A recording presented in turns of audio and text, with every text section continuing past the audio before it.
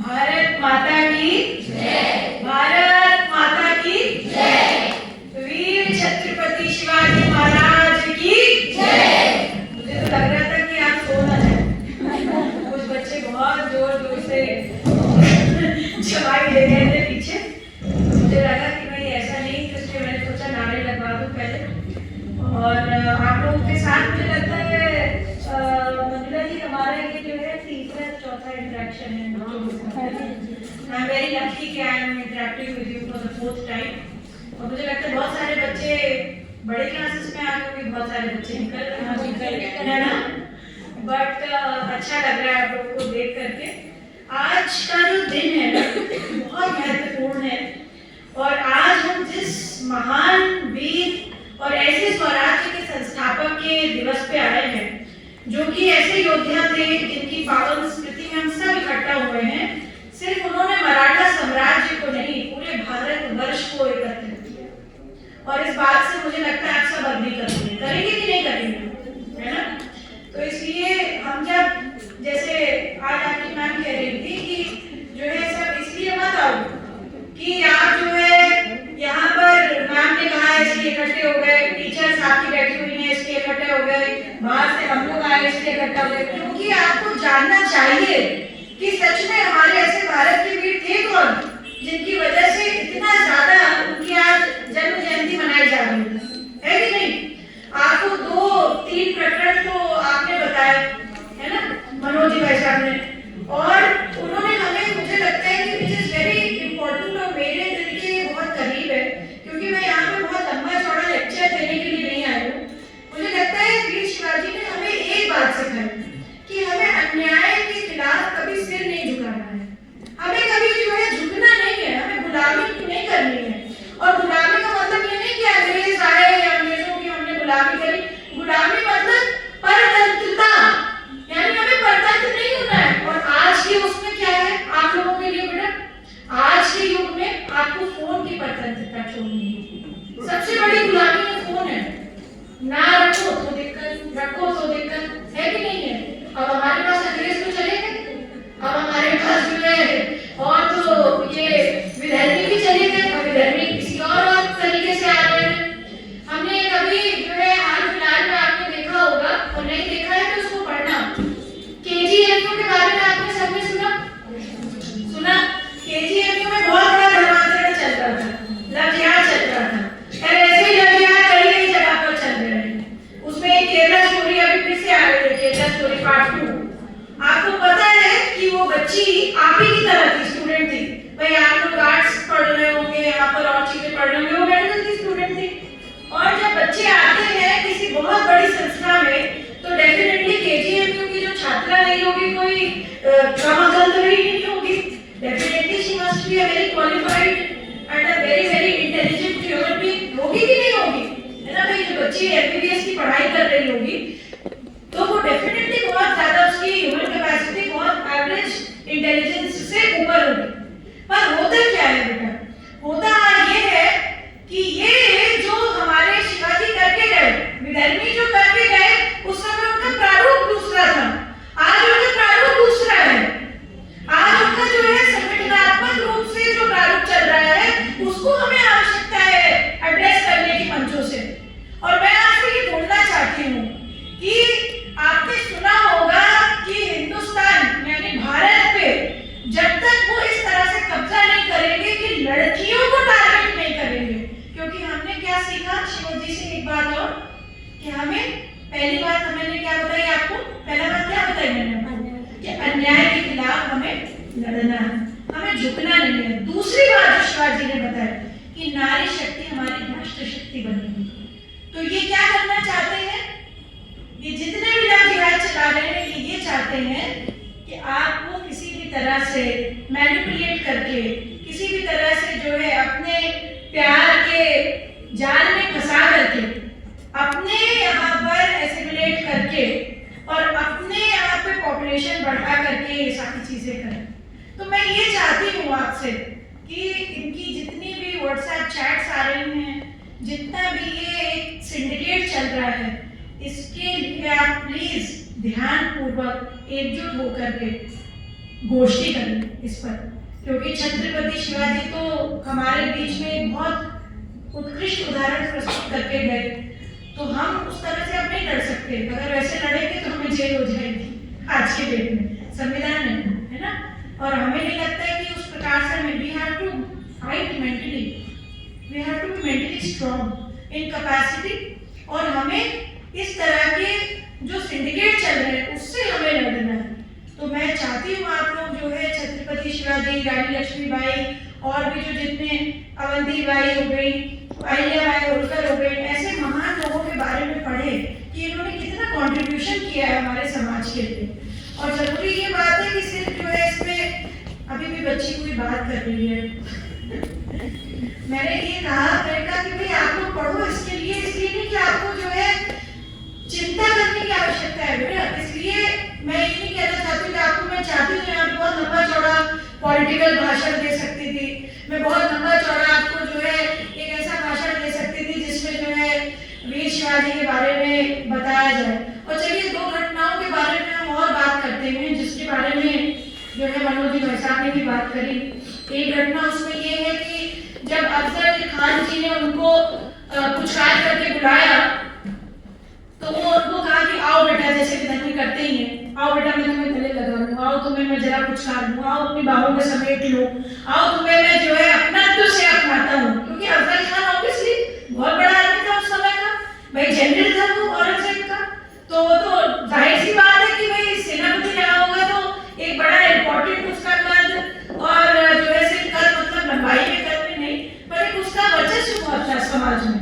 तो जो है शिवाजी ने बड़ी चालाकी से, और ये चालाकी होना बहुत जरूरी है, कूटनीति होना बहुत जरूरी है, हर आदमी को राजनीति के साथ कूटनीति भी आनी चाहिए। और क्या हुआ कि उनके सारे अस्त्र शस्त्र जितने थे, चाहे उनकी कटार थी, चाहे उनकी तलवार थी, चाहे उनका सब कुछ था, वो सब कुछ उतरवा दिया था बड़े मुगलों ने। उन्होंने कहा था कि भाई सब कुछ आप अफजल जी से मिलने जा रहे हैं, भाई आप किसी बड़े आदमी से मिलने जाते हैं तो आपके अस्त्र शस्त्र पहले ही निकाल दिए जाते हैं। उस समय भी यही प्रथा थी। और डेफिनेटली कोई सुरक्षा के मापदंड से भी भाई अफजल खान से मिलने जा रहे हैं, उनको ये बहुत बड़ा थ्रेट था कि भाई शिवाजी इनको मार न दे। पर अफजल खान की ये सारी चालें पहले से जानते थे, इसलिए उन्होंने हाथ के पंजों में बरनखा रखा हुआ था। ये आप लोग पढ़ेंगे तो बड़ा इंटरेस्टिंग स्टोरी आएगी, और इसके बारे में मैं एक और आपको इवैल्यूएटिव पॉइंट भी बताऊंगी। तो ये बरनखा रखा हुआ था, और जब सब कुछ उनका जो है अस्त्र शस्त्र उनके निकाल दिए गए थे तो अंदर से उन्होंने एक आर्मर पहना हुआ था, जिसे कहते हैं ना कि हम लोग रक्षा कवच जिसे कहते हैं, वो पहन रखा था। बड़ी चालाकी से जब अफजल खान ने उन्हें गले लगाया तो उनको चाकू से वार किया, और चाकू का जब वार किया तो खट से जब वो बोला तो शिवाजी समझ गए कि ये इतनी बड़ी चाल थी कि इनको मारना चाहते थे। उसी बरनखे को उन्होंने जब निकाला, उन्होंने उनकी आंतड़ियां फाड़ दी, और फिर जो युद्ध हुआ ये मनोज जी भाई साहब ने आपको बताया। तो कहने का तात्पर्य ये है कि ऐसे बरनखा तो अब हम नहीं पहन सकते हैं, पर हमें दिमागी रूप से अपने यहाँ पे बाघों का नखा रखना पड़ेगा। बरनखा मतलब एक वो था जैसे बाघ के क्लॉज होते हैं ना, आपने देखा कभी बिल्ली को देखा है? कितने लोग बिल्ली को देखा है बहुत तरह से, हाँ बताओ। सबने देखा है, बाघ नहीं को भी टाइगर पर तो भाई बिल्ली क्या करती है, जब चलती रहती है, और जैसे ही उसको ऊपर आप देखो प्यार करने जाए, या जैसे वो प्यार ना करवाना चाहती हो अपने आप को, तो तुरंत उसके क्लॉज निकल आते हैं, है ना, तुरंत उसके नाखून निकल आते हैं। तो ये उसी तरह से बरनखा उन्होंने अंदर की तरफ छुपा करके रखा हुआ था। और आपको एक मजे की बात आपको ये बता दूं कि अंग्रेज इतने दूर थे, यानी ब्रिटिश एम्पायर इतना दूर था, हमने भी देखा वहाँ पे, क्योंकि हम भी एक यूनिवर्सिटी में पढ़ करके आए। VNA Victoria national arts museum है वहाँ पे, जैसे हर जगह म्यूजियम होता है, वहाँ भी था। 350 साल से ऊपर जो है बरनखा जो शिवाजी महाराज का था वो उन्होंने अपने यहाँ पे रखा हुआ था। उसको देखने के लिए टिकट ली जाती थी और पाउंड में कमाया जाता था। आपको खुशी होगी इस बात की कि महाराष्ट्र सरकार ने हमारे, मैं तो ये बात कहूँगी कि आदरणीय प्रधानमंत्री जी की प्रेरणा से उस बरनखे को वापस मंगवाया है, और आज वो महाराष्ट्र में एक म्यूजियम में लगा हुआ है। तो ये बहुत इम्पोर्टेंट डेवलपमेंट हुआ है। दूसरा विषय मैं ये शिवाजी हमें जो है, क्योंकि मैं महिला हूँ, आप सब भी लड़कियां हैं ज़्यादातर, यहाँ हमारे भाई भी हैं, उनकी बहनें हैं, माएँ हैं, तो महिला उत्थान के लिए बहुत काम किया शिवाजी ने। एक बार जब अहमदाबाद पे वो कूच करने गए तो कल्याण के एक सूबेदार थे, तो वो हार गए, और जो है हार गए तो भाई उस समय ये प्रथा थी कि जैसे होता नहीं है कि कहीं आप गिफ्ट लेके जाते हैं, तो जब हार जाते थे तो उनकी पत्नियों को प्रेजेंट किया जाता था राजा को। तो शिवाजी का कितना सोचे, कितना बड़ा सिद्धांत रहा होगा, कितने बड़े वैचारिक रूप से वो महिलाओं को सच में प्रोटेक्ट भी करना चाहते थे और स्वाभिमान के साथ उनकी रक्षा भी करना चाहते थे।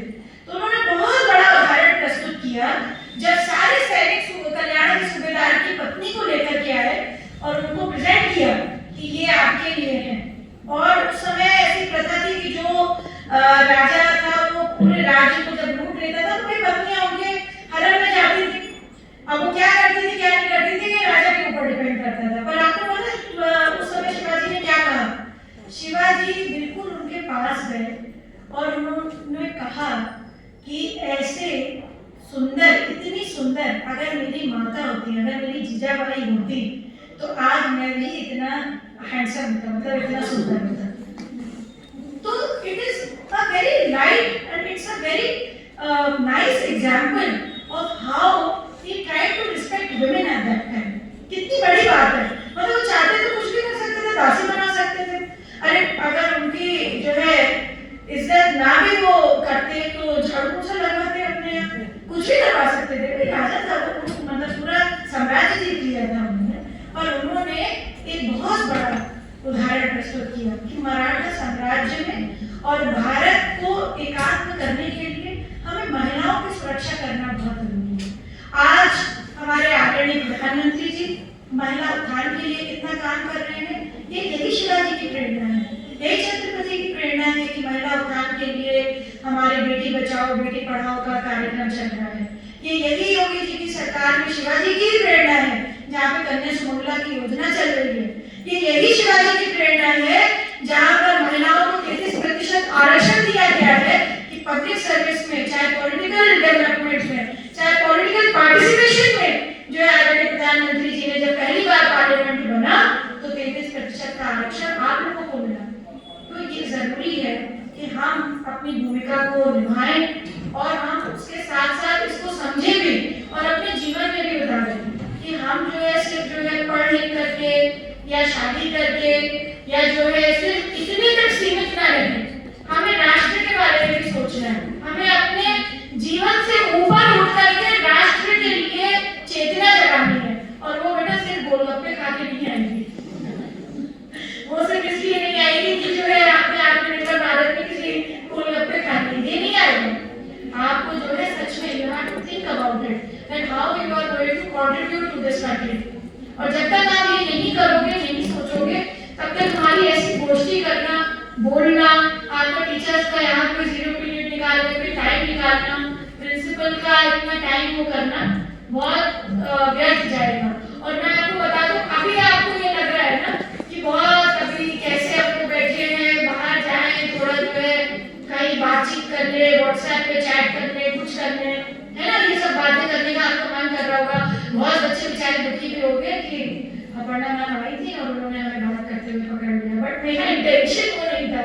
मेरा इंटेंशन ये है कि आप लोग छत्रपति शिवाजी के जो मूल्य हैं उनको अपने जीवन में उतारने का प्रयास करें, क्योंकि आपको स्टोरीज और कहानी सब गूगल पे भी मिल जाएंगी, पर आप जो उससे लेकर के जाओगे वो एक्चुअली आपके पास लाइफ लॉन्ग लेसन होगा। And I think it's very important that we take inspiration, हम ऐसे लोगों से प्रेरणा लें और ऐसी घटनाओं से प्रेरणा लें जो सच में हमारे जीवन में परिवर्तन कर सके। इसी के साथ पुनः छत्रपति शिवाजी महाराज की एक बार मेरे साथ जोरदार जो है जयकारा लगाइए। छत्रपति शिवाजी महाराज